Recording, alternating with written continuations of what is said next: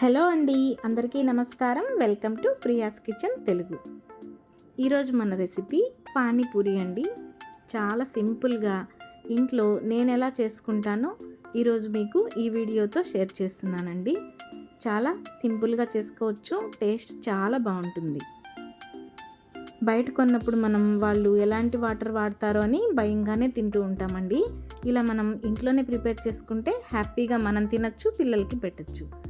ఇక్కడ దీనికోసం ముందుగా నేను ఇలా పచ్చ బఠానీలు తీసుకున్నానండి. వీటిని సుమారుగా 8 గంటల పాటు నానబెట్టుకున్నాను. నానబెట్టిన బఠానీలని ఇలా కుక్కర్లోకి వేసుకొని ఆ బఠానీలు మునిగేంత వరకు వాటర్ పోసుకోవాలి. అందులోకే ఇక్కడ నేను ఒక 4 ఆలుగడ్డలు కూడా తీసుకొని ఇలా సగానికి కట్ చేసి వేసుకుంటున్నాను. ఇప్పుడు ఈ బఠానీలకు తగినంతగా కొద్దిగా సాల్ట్ కూడా వేసుకుని కుక్కర్కి మూత పెట్టి ఒక 3 విజిల్స్ వచ్చేదాకా ఉడికించుకుంటే సరిపోతుంది.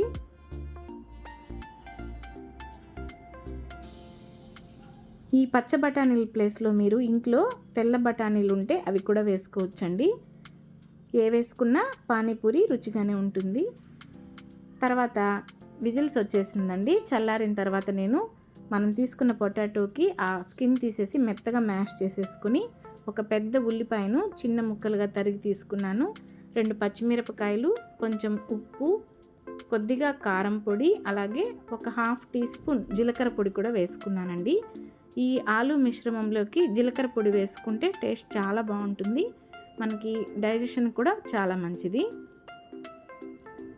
ఇలా పొటాటోనంతా ఒకసారి మిక్స్ చేసేసుకున్న తర్వాత మనం ముందుగా ఉడికించుకున్న బఠానీలు కూడా వేసేసుకోవాలి. ఈ వాటర్ని మనం పడేయకూడదండి, వాటర్తో సహా వేసేసుకోవాలి.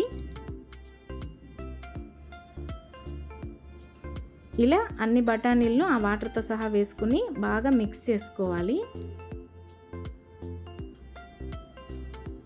ఇది మనకి కాసేపు అయిన తర్వాత కొంచెం గట్టిగా తయారైపోతుందండి.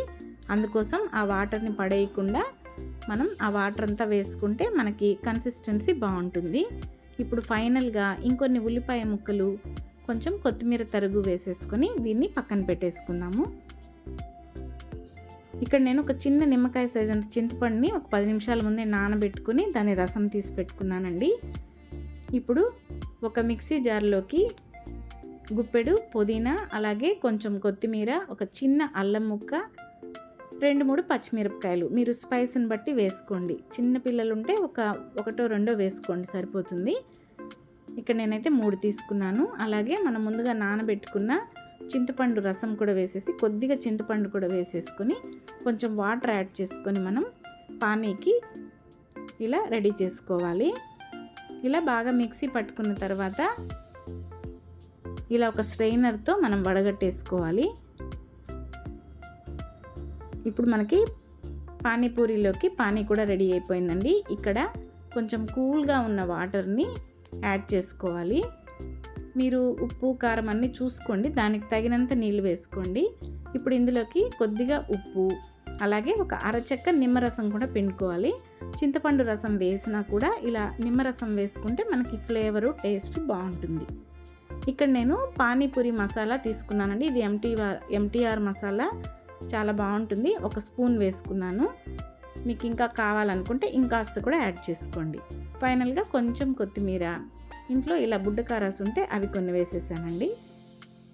మనకి పానీ కూడా రెడీ అయిపోయింది కదా. ఇప్పుడు పూరీలు రెడీ చేసుకుందాం. పూరీలు ఇవైతే నేను రెడీమేడ్ బయట తెచ్చేసుకున్నాను. ఆయిల్ బాగా కాగిన తర్వాత ఇలా పూరీలు వేసేసుకుంటే మనకి చక్కగా పూరీలు పొంగిపోతాయి. ఆయిల్ బాగా కాగిన తర్వాత స్టవ్ని సిమ్లో పెట్టేసుకోండి, లేదంటే ఈ పూరీలు మరీ ఎర్రగా మారిపోతాయి, అప్పుడు టేస్ట్ బాగుండవు. ఇట్లా మంచి గోల్డెన్ కలర్ వచ్చేదాకా ఫ్రై చేసి తీసేసుకోవాలి. ఇలాగే మిగిలిన పూరీలన్నీ కూడా రెడీ చేసేసుకుందాము. మీకు టైం ఉంటే ఇంట్లోనే గోధుమ పిండి కలిపి అలా అయినా చేసుకోవచ్చు, కానీ ఇలా చేసుకుంటే మనకి ఈజీగా అనిపిస్తుందండి. టేస్ట్ కూడా బాగుంటాయి. అంతేనండి, మనకి పూరీలు కూడా రెడీ అయిపోయాయి. ఇప్పుడు వీటన్నిటిని ఒక గిన్నెలోకి తీసేసుకుందాము. ఈ పూరీలు కొంచెం చల్లారిన తర్వాత మనం ఇలా రెడీ చేసుకోవాలి. ఇందులోకి మీరు సన్నకార పూస కానీ లేదంటే ఇలా బూందీ మిక్చర్ కానీ వేసుకొని సర్వ్ చేసుకుంటే చాలా బాగుంటుంది.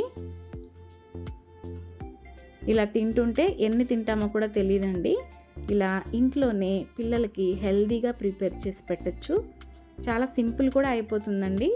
మనం ముందుగా బఠానీలు ఒకటి నానబెట్టి పెట్టుకున్నామంటే ఇలా ఎప్పుడు కావాలంటే అప్పుడు పానీపూరిని ఇంట్లోనే హెల్తీగా ప్రిపేర్ చేసుకొని ఎన్ని కావాలంటే అన్ని తినొచ్చండి.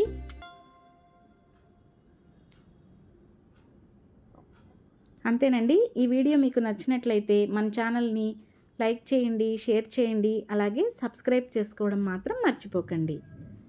మరో సింపుల్ అండ్ టేస్టీ రెసిపీతో మళ్ళీ కలుద్దాం. అంతవరకు సెలవు. బాయ్ అండి.